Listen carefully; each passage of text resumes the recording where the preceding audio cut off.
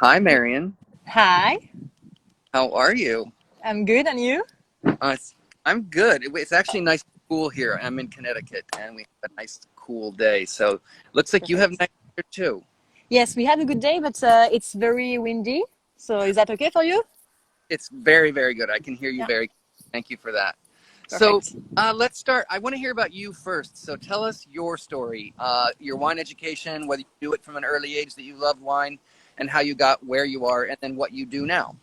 So first, I was born in Bordeaux, so it's part of my heritage. Wine is part of my heritage, and my studies were about wine and sales.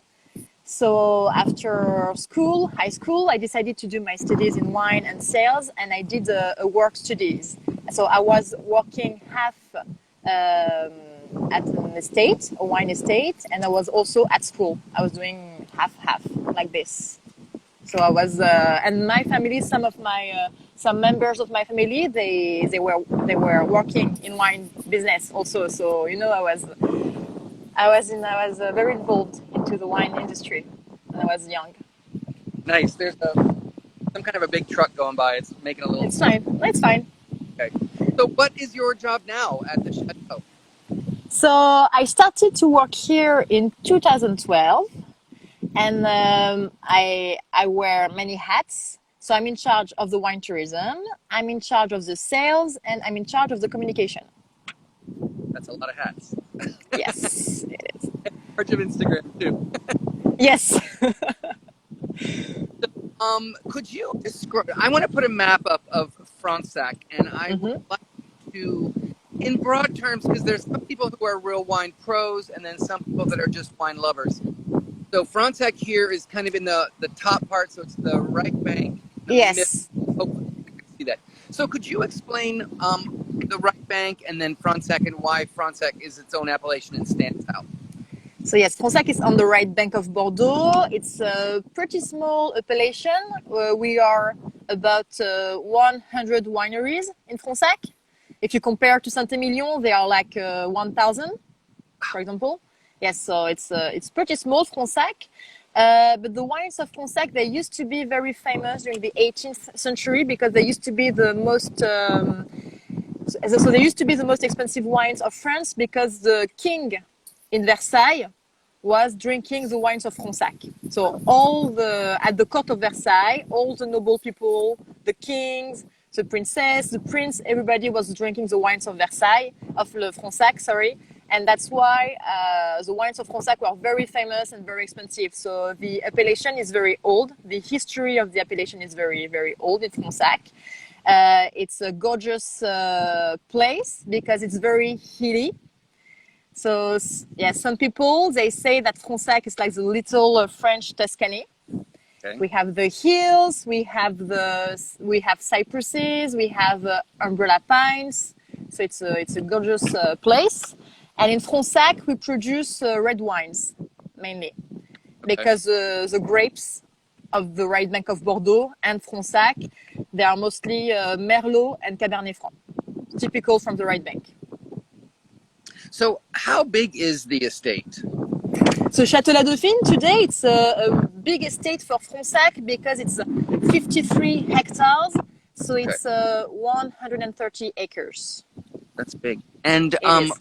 where Dauphine refers to the royal. I can't remember. Yes, so we are called Chateau de la Dauphine, meaning Chateau of the Princess, because, like I told you, the wines were so famous in Versailles, in Paris, and the princess was invited here to stay in the chateau. So I can show you the chateau right here. The chateau. It was built in 1750, and so La Dauphine de France, the princess, was invited here to stay, and she gave her title to the chateau. So Chateau de la Dauphine, it means Chateau of the Princess. That's a story. Wow, Yeah. So you have the park here, I like love. this. Very, very old trees. Those trees that were planted in 1750, they are as old as the chateau. Whoa. You have the pool here. And you can see the hills of Fronsac, right? You can see it's very hilly here. Gorgeous. Wow. Yes, it is. So can you talk about enotourism? That's how I came across you. You do such a good job of it. And I believe ports. Can you explain what enotourism is and how you use that as a business? Yes, so we started wine tourism in 2012. We developed many type of tours. So we have different themes for the tours. It can be history, it can be about wine tasting, it can be about our ethical work in the vineyard. You can also have a lunch after your tour. So we developed many type of tours. And so per year, usually we welcome 5,000 people. Wow. And mostly Americans. And thanks to those very interesting tours, we won several awards because of that. So in many categories, so we won an award for architecture. We won an award for innovation, for example. So we have many tours. The last tour that we developed, it's a tour with a deux chevaux car. I don't know if you know this car. It's an old French car, and so it's a tour about our heritage. It's about the history. It's about the cultural heritage, the food also, and so people they can discover the estate and Fronsac thanks to this car. So it's fun. So, what kind of innovation? It's different tours that you're talking about. That you made them all different. And then, was there some restoration? You wanted more for restoration of the chateau? Yes. So we don't have a restaurant, a proper restaurant at the chateau, but we do offer to the visitors to stay here for lunch. So we have a chef coming, and they can enjoy a picnic. They can enjoy a picnic right on the top of the hills. You know, the hill I was showing you just there. So they can have a picnic on the top of the hill. They can also have also a nice lunch by the pool of the chateau. Nice. Like here, you can enjoy a nice lunch here. And also inside the chateau, we organize different type of lunch with special food from the region. Now, does a family live in the chateau, or do you rent it out for visitors, or who uses it? So nobody is living in the chateau. Actually, it's used by the family when they come. For example, during summer, they will stay in the chateau because we have 8 bedrooms. But then we don't rent them, and but we do use them for our professional customers. Like if we have importers, wine merchants, journalists, they can stay here in the chateau. I see. That's a nice place to stay. I've done that. It is, yes. So how does one get to Fronsac? Because the last time I was in Bordeaux, I was staying down by the Chateau, and I wanted to take a taxi out to Bourg, and I believe that would have been very, very long. How do people get to you for a tour? Do they drive? Do they rent a car? Is there a shuttle? So it can be by car. It's 40 minutes away, so it's okay. It's not too bad. Also, they can take a train because we have a good city nearby. It's called Libourne. And there is a train between Bordeaux and Libourne. Also, a lot of people, they ask for wine tourism agencies to transport them to different chateaus. And if you are brave, you can try the bus, but it's complicated. That would be a challenge. Yes. So, gosh, I have questions. So you are the chateau is biodynamic. Yeah, so actually we are certified organic since 2015. Okay. So we started the conversion in 12, and it takes 3 years to be organic. So 15 is the official certified organic vintage. And then in 15, we decided to go further and to do biodynamic farming, but we are not certified yet because we are still learning. We have 53 hectares. It's a big vineyard, and we are still learning about biodynamic. So we are doing it on the vineyard, but we are not certified yet. And can you just, for people that, I always learn something when I ask people to explain what biodynamism is, for people who might not be in the wine industry. Can you explain that? Yes, I can try. So, biodynamic farming, actually, so we use big buckets made in copper. They are full of rainwater. And then inside, we will add different type of things like plants. So it can be chamomilla, dandelion, horsetail. It can be different type of minerals. It can be manure. We mix with the water, we dynamize, and then when the preparation is ready, we can spray it on the soil or on the vines, depending on the moon calendar, because we believe that the vines are they have their own rhythm because of the moon, the planets, etc. So actually, it's not their needs. It's not only between 9 a.m. 5 p.m. Okay, they need always something. So it can be at night, during the weekend, etc. It's a non-stop job. So Yeah. biodynamic farming, it's to work in harmony with the cycle of nature. And that also tells you when to prune and when to harvest, right? So we don't do that yet. We are not ready yet to prune and harvest because of depending on the moon calendar. Not yet. Yeah.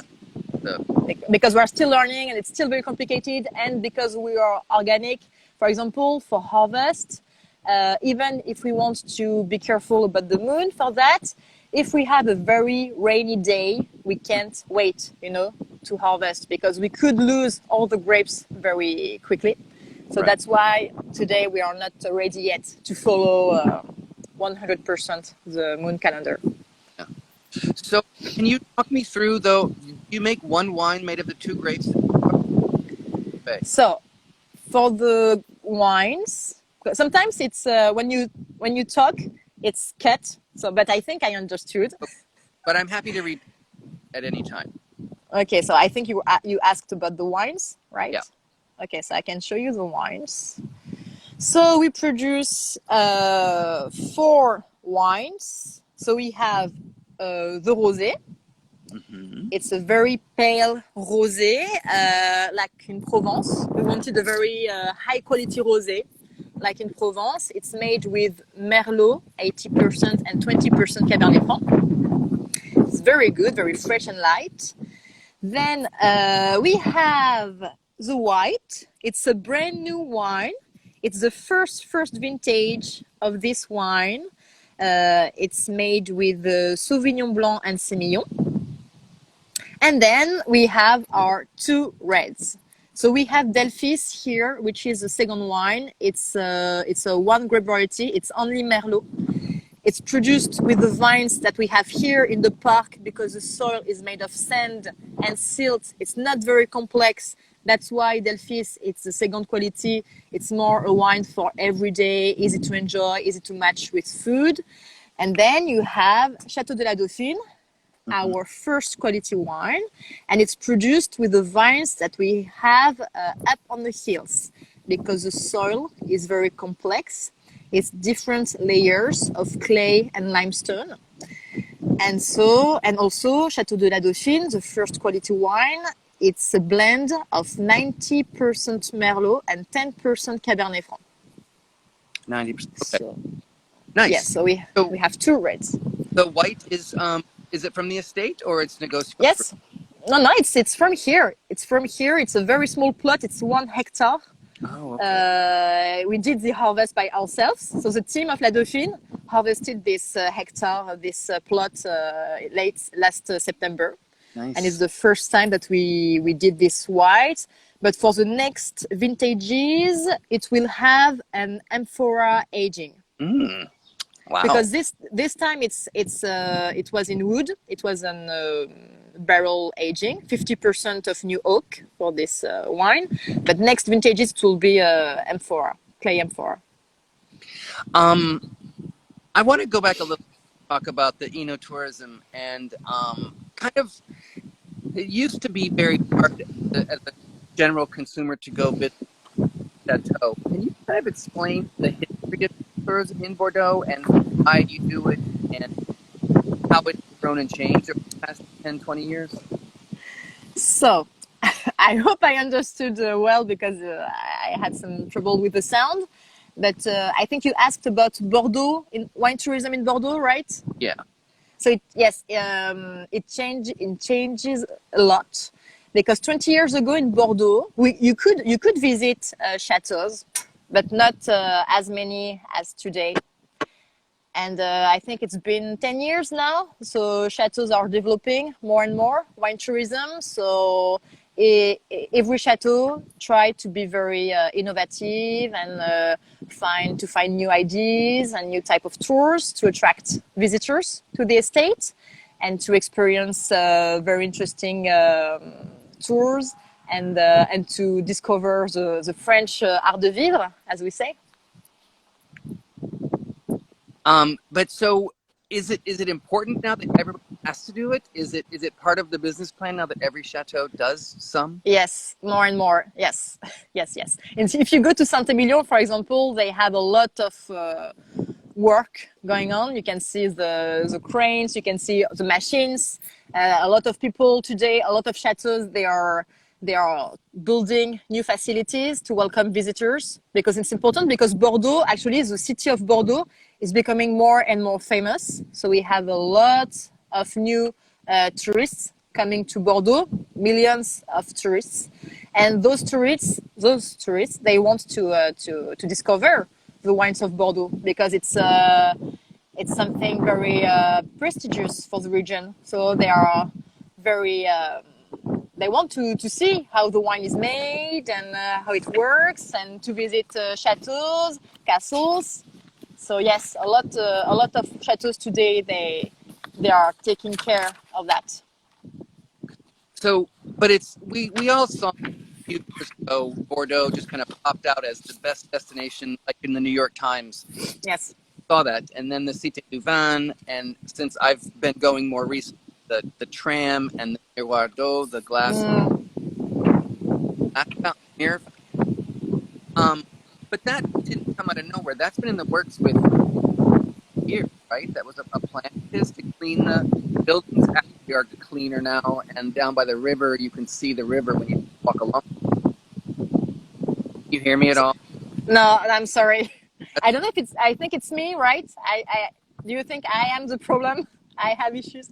No, just the wind and the It's the But wind. I'm thinking the plan to be on the map as a wine destination was a very long plan from Juppé. Yes. It took many years. Talk about all the things you did and then how you stand out because everyone is competing for tourism. And how do you make yourself stand out? So actually we started pretty early, so 8 years ago. So it was still the beginning of wine tourism. So I think we are a step ahead for that. And like I told you, we decided to apply to different contests, like the Best of Wine Tourism contest, and we won 4 gold awards for wine tourism, and 1 international award. So I think that today we are one of the best chateaux of Bordeaux for wine tourism. That's very visionary of you guys to really be on top of it, and the family that owns it. It's really great. Could you tell of the things that are happening in the city of Bordeaux too? Just explain what Juppé has done. The river. Yeah. Yes, so Juppé, which is not the mayor anymore, but Mr. Juppé, he did a lot of good things for Bordeaux. So first, Bordeaux, it's a beautiful city. It's a city which was which exploded during the 18th century. So you have a lot of beautiful buildings, but they were black for a very long time. The stones were black, and he decided to clean all the stones. So it's gorgeous, like the chateau. You know, it's a limestone. So it's gorgeous, and yes, he decided to I don't have the word in English, but to do different things along the river for people to run, to walk. Many restaurants along the river, also many shops. Also, something very important for Bordeaux is it's the train, the high-speed train. TGV. So it's 2 hours now, 2 hours Paris, Bordeaux. It's only 2 hours instead of 3:30. So it helped Bordeaux a lot. That made real estate get very expensive too, didn't it? When the train went? Yes, yes, very expensive. Yes, it's true. It's true. So can you talk about how you guys have fared through the quarantine, and how it has affected business? So it was very strange. So we had to close, like everybody. We had to close for 2 months. For the first 15 days, we didn't do anything. And then we decided to continue to do some. Actually, we also are lucky because our new owner, Mr. Labrune, is very, very modern. And he decided when he arrived, when he purchased the estate, he decided that we should have a wine shop on the website.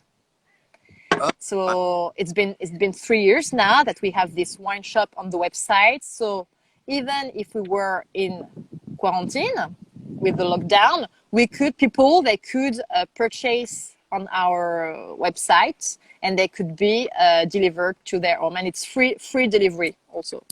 Wow, that's pretty.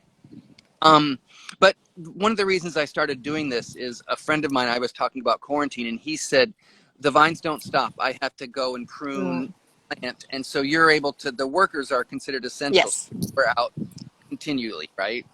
Yes. Our team, so we have 10 people working in the vineyard. They couldn't stop, so they came back and they worked. Because yes, the vines won't stop. So, and it was spring. So it was a very important time. And now things are back to normal, basically? Yeah.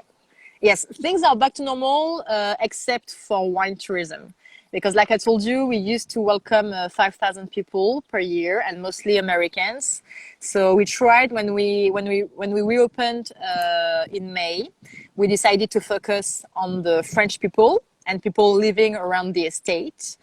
But it's not the same. It's not the same activity, but we can see a difference. So May and June were pretty calm, but July now is more busy. So we hope that August, September, October. Do you think that people going on vacation will stay in France, or is that going to go back to normal? Because it seems from the north they just go south from where they are, in a sense. Do you think you will do more French tourism? I think so, yes. So we have some European. We have a lot of people from Belgium, actually. A lot of people from Belgium, and yes, French people from other regions coming to Bordeaux. Yes. Because we aren't able to travel now, but I feel that Americans are traveling domestically. That's gonna start happening soon. The only Americans that we had, it was funny and sad at the same time, but the only Americans that we had were 2 people. They were blocked in France, and so they were lucky because they had family in France. They could stay at their family, but it's been like 4 months for them that they are blocked in France, and so they are traveling in France until they can come home. Yeah. Wow. Well, I won't take any more of your time. I really appreciate you talking with me. Do you have anything you want to say that I missed, or any points to cover, things to talk about? No, I think it was. I hope it was okay for the sound, the wind. Very much so. And yes, and thank you very much for inviting us. And when you will be able to travel again, we hope to welcome you here at Chateau de la Dauphine. We'll be very happy to.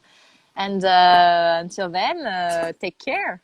Thank you so much. It's really a pleasure to meet you and talk to you. I really love learning about the estate. Thank you. Thank you very much. Okay, bye-bye, Marion. Have a good day. Bye-bye.